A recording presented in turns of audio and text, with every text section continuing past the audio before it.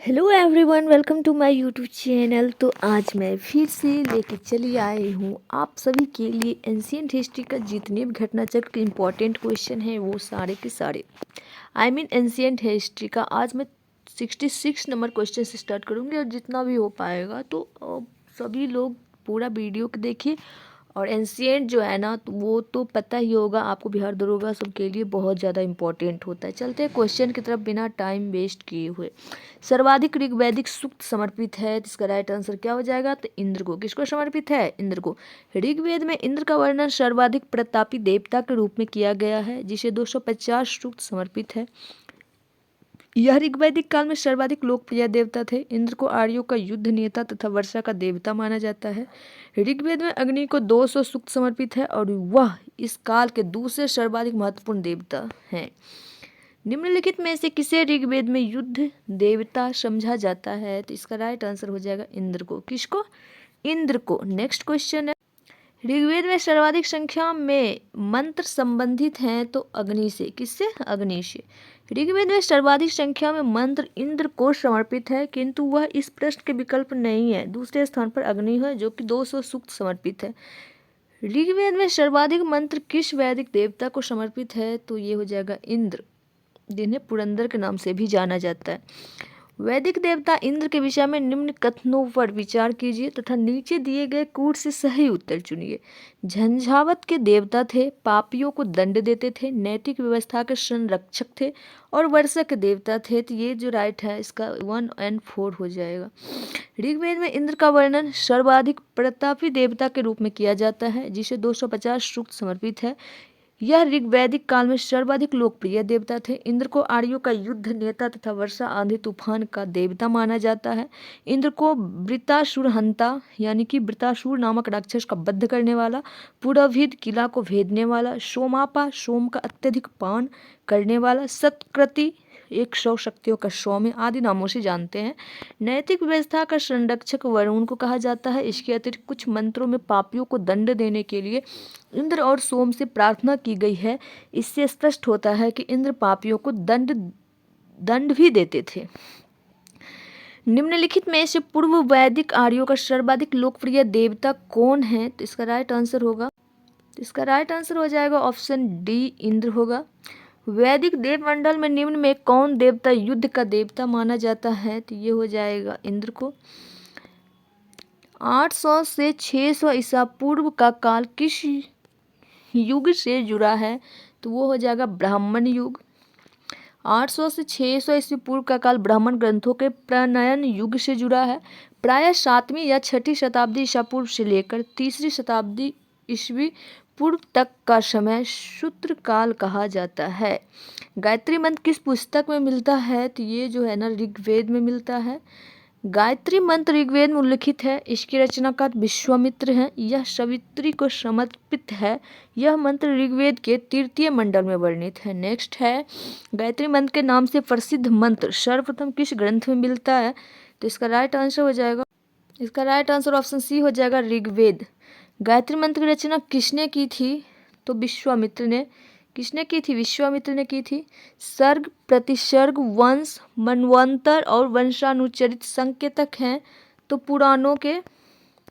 पुराणों में 5 प्रकार के विषयों का वर्णन सिद्धांततः इस प्रकार है: सर्ग, प्रतिसर्ग, वंश, मनवंतर तथा वंशानुचरित। सर्ग बीज या आदि का सृष्टि का पुराण है। प्रतिसर्ग प्रलय के बाद की पुनर्सृष्टि को कहते हैं। वंश में देवताओं या ऋषियों के वंश वृक्षों का वर्णन है।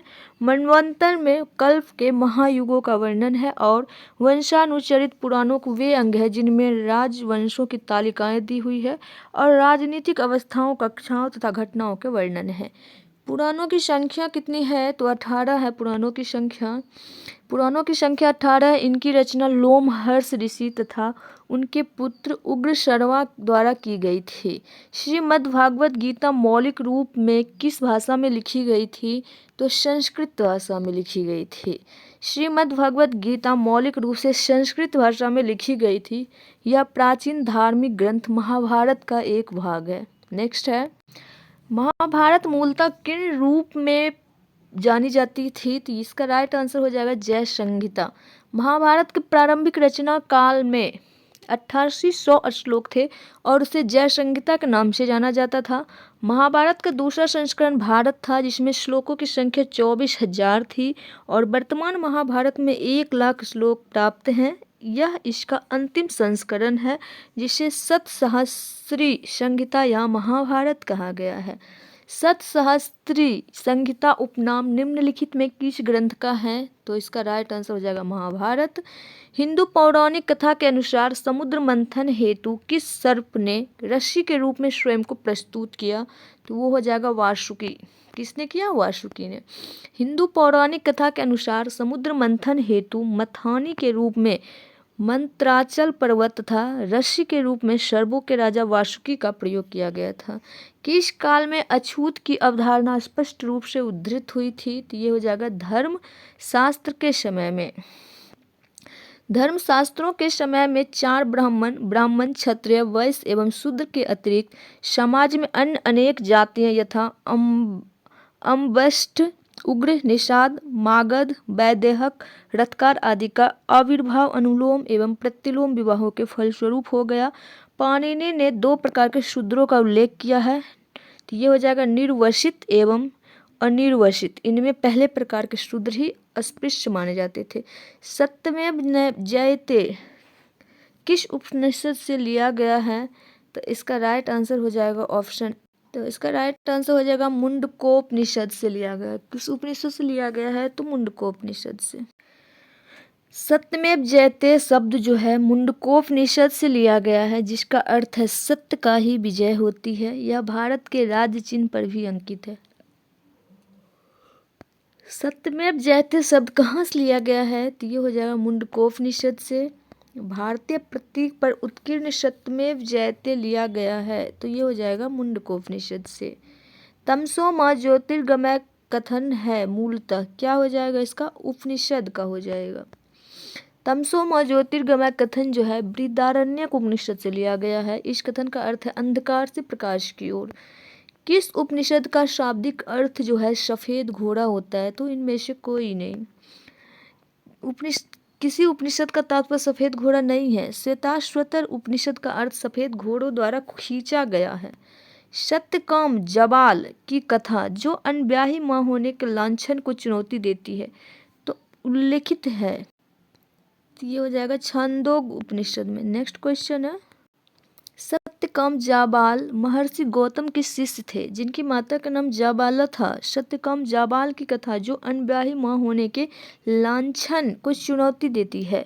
इनकी कथा छंदोग उपनिषद में उल्लिखित है। ऋग्वेद की मूल लिपि थी तो क्या थी? ब्राह्मी। क्या थी? ब्राह्मी थी। ऋग्वेद की मूल लिपि ब्राह्मी थी। ऋग्वेद में कुल 10 मंडल हैं तथा 1028 सूक्त हैं। ऋग्वेद के पुरोहित को होता कहा जाता था। वैदिक कर्मकांड में होता का संबंध है तो ऋग्वेद से। किससे संबंध है? तो ऋग्वेद से है। नेक्स्ट है अवेस्था और ऋग्वेद में समानता है। अवेस्था किस क्षेत्र से संबंधित है? तो ईरान से। अवेस्था और ऋग्वेद दोनों में कुछ भाषिक समानता है।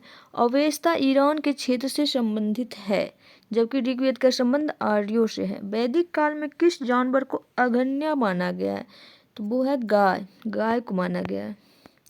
वैदिक काल में गाय को अघन्य न मारे जाने योग्य माना गया है। गाय की हत्या अथवा उसके घायल करने वाले व्यक्ति को मृत्यु दंड तथा देश निकालने की व्यवस्था वेदों में दी गई है। ऋग्वेद में अघन्य का प्रयोग हुआ है तो वो हो जाएगा गाय के लिए। ऋग्वेद में कई परिच्छेदों में प्रयुक्त अघन्य शब्द अधन्य शब्द है तो ये हो जाएगा गाय के लिए। ऋग्वेद कालीन आर्यों और सिंधु घाटी के लोगों की संस्कृति के बीच अंतर के संबंध में निम्नलिखित कथनों में कौन से सही है? ऋग्वेद कालीन आर्य कवच और शीर्षस्त्राण का प्रयोग करते थे जबकि सिंधु घाटी सभ्यता के लोगों में उनके उपयोग का कोई साक्ष्य नहीं मिलता। ऋग्वैदिक कालीन आर्यों को स्वर्ण, चांदी और तांबे का ज्ञान था जबकि सिंधु घाटी लोगों को केवल तांबे और लोहे का ज्ञान था।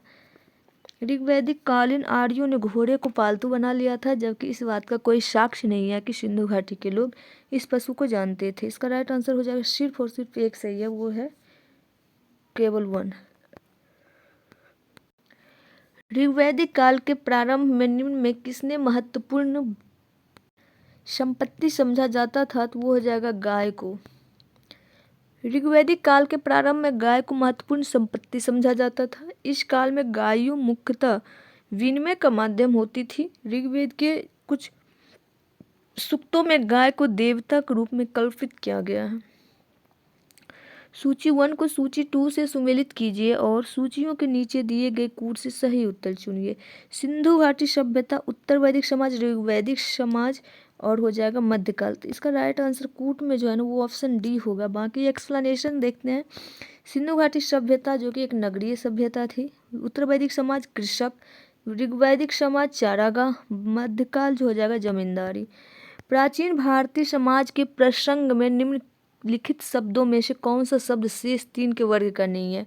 तो इसका राइट आंसर हो जाएगा कोश। क्या हो जाएगा? कोश। संस्कारों की कुल संख्या कितनी है? तो ये हो जाएगा 16। कितनी है संस्कारों की संख्या? तो 16 है। जीव को पार्जन हेतु वेद वेदांग पढ़ाने वाला अध्यापक कहलाता था तो क्या? उपाध्याय। नेक्स्ट क्वेश्चन है, गौतम बुद्ध का जन्म कब हुआ था? तो 563 ईस्वी पूर्व में। गौतम बुद्ध का जन्म कपिलवस्तु के निकट लुम्बिनी में 563 ईस्वी पूर्व में हुआ था। उनके पिता शुद्धोधन शाक्य गण के प्रधान थे तथा माता जो थी माया देवी कोलिय गणराज्य की कन्या थी। 29 वर्ष की अवस्था में उन्होंने गृह त्याग दिया, जिसे बौद्ध ग्रंथों में महाविनिष्क्रमण की संज्ञा दी गई है।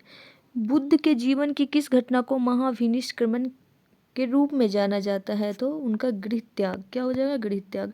गौतम बुद्ध की माँ किस वंश से संबंधित थी? तो कोलिय वंश से।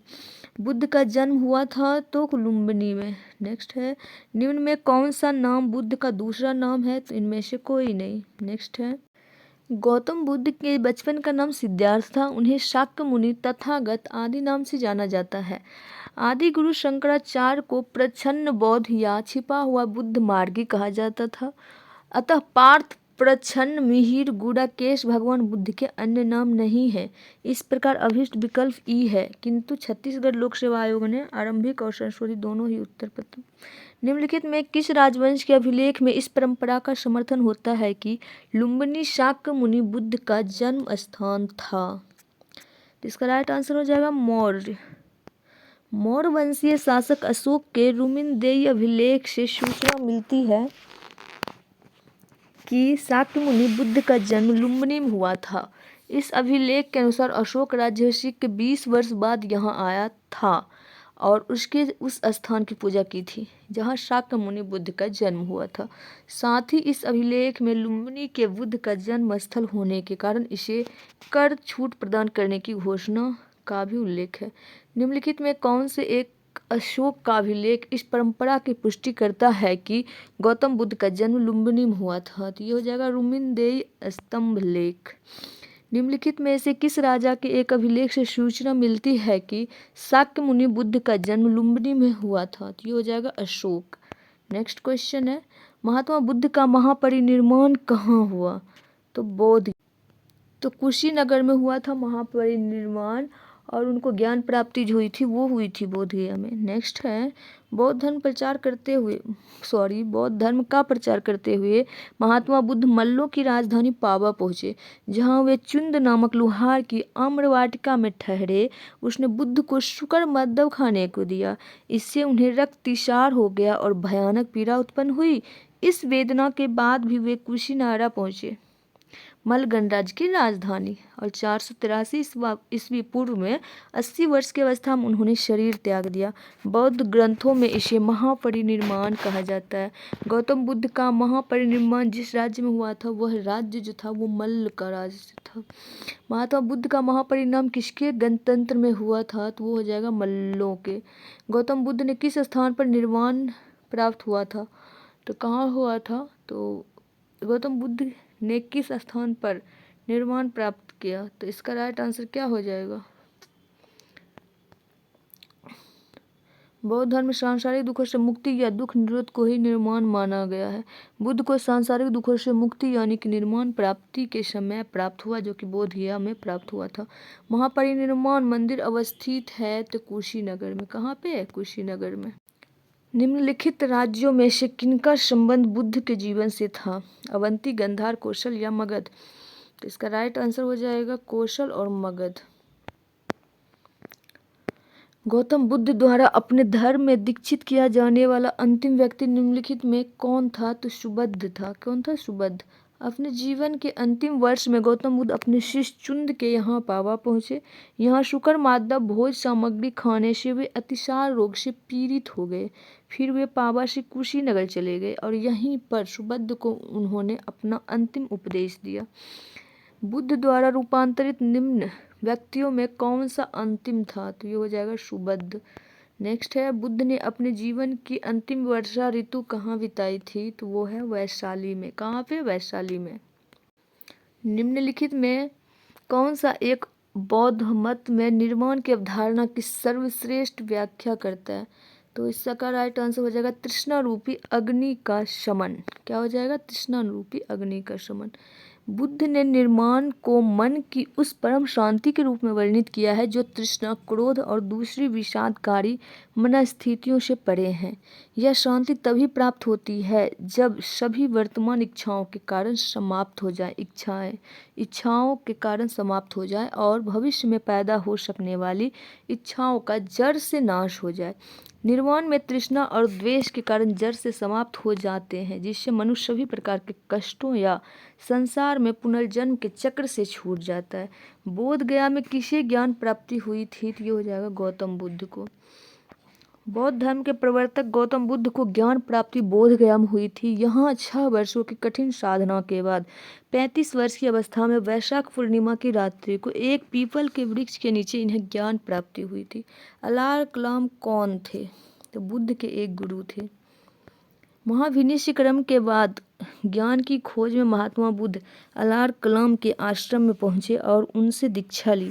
अलार कलाम के आश्रम में उन्होंने तपस्या की, किंतु वे इससे संतुष्ट नहीं हुए। अलार कलाम सांख्य दर्शन के आचार्य थे तथा अपनी साधना शक्ति के लिए विख्यात थे। नेक्स्ट है, महात्मा बुद्ध में अपना पहला धर्म चक्र प्रवर्तन किस स्थान पर दिया था? तो ये हो दिए थे सारनाथ में। कहाँ पे?